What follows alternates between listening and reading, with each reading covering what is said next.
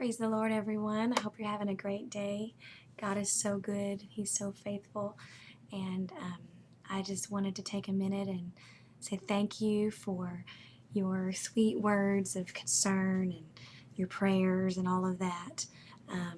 You know, finding out that your plans are not going to go as you had hoped can be disappointing. And, it's only human to be disappointed and be like, man, that's, whoa, let's readjust here. But you know what? I learned a long time ago that the Lord really does know what's best for me, and I am so far from figuring it out that I just learned to trust in Him. And so I want to say thank you. I've never had this experience before, so it's all new to me. But I know many of you have, and you've shared your stories with me, and so I think that's very sweet and kind of you to take the time to care for me. But I'm just fine. I don't go into any gory details with you, but it's still a process that we're working through. And like I said, trust in the Lord. My husband tells a story. Trust in the Lord is something that is so nice to talk about and sing about and have little plaques in your house that say trust in the Lord or bumper stickers. But you know what? Trusting the Lord is something that you can't really fully appreciate until you have been in a situation where it's required. And so anytime I'm in a situation like this where it's a trial or a struggle or, a disappointment, that I think, okay, God, how, help me to respond in the best way to pass this test. So, number one, if you're trying to teach me something, that I learn it and don't have to go through it again. And number two, so that I will prove to be a good child, that I will show some sort of growth through this experience. I don't want it to be wasted on me. I want to learn from it. And so whenever you go through things, just look for ways that you can get to know the Lord better. Now I can, know Him in such a better way as, someone that I trust, someone that I believe has my best interest at heart. And it's not something that I can just sing about or talk about, but I have a chance now to prove it to Him in real life when my lip service becomes, becomes credible. And so, as a child, as with our children, my mother used to always tell me, why don't you just learn to take no for an answer?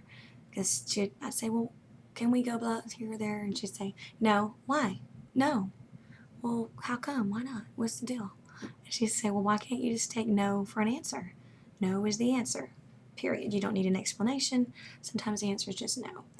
And taking no for an answer means taking no and not just saying fine and going to your room and pouting. It's just saying, okay, swallow it. That's it. No is the answer. And I try to teach my kids the same thing. It doesn't always have to be yes. And it's the same thing with the Lord. We're His children, and He's our Father. And sometimes He says no. And we just have to learn to take no for an answer and say, okay. And not pouting and, He said no. It's good enough for me. He's my Father, and He said no. And so I'm trying to be a good child and receive that with a good spirit. I want to tell you one more quick story about trusting the Lord, or just, we sing, I will give you all, and I lay down my life, and how about a Sunday afternoon?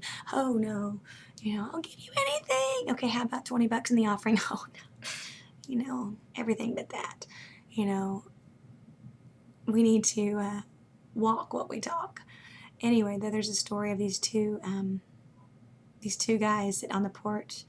I guess they were farmers, and they were sitting there, and one guy turns to the other one and says, hey buddy, we're best friends, aren't we? He says, yeah man, we're the best friends in the whole, yeah, you're my best buddy. He says, if you had $2 million, would you give me $1 million? He goes, of course, man, you're my buddy, you're my best friend. If I had $2 million, I'd give you $1 million. And he said, well, if you had 2 Cadillacs, would you give me one of them? And he says, well, of course, man. You're my man. You're my buddy. I said, man, that's awesome. He goes, if you had 2 pigs, whoa, whoa. Wait, hold it right there. You know I've got 2 pigs. So the moral of the story is we say a lot of hypotheticals, but when the rubber meets the road, where do your values really fall? And so, the Lord knows what I have, and he can have half of it or all of it, whatever he wants, because he is my best friend. And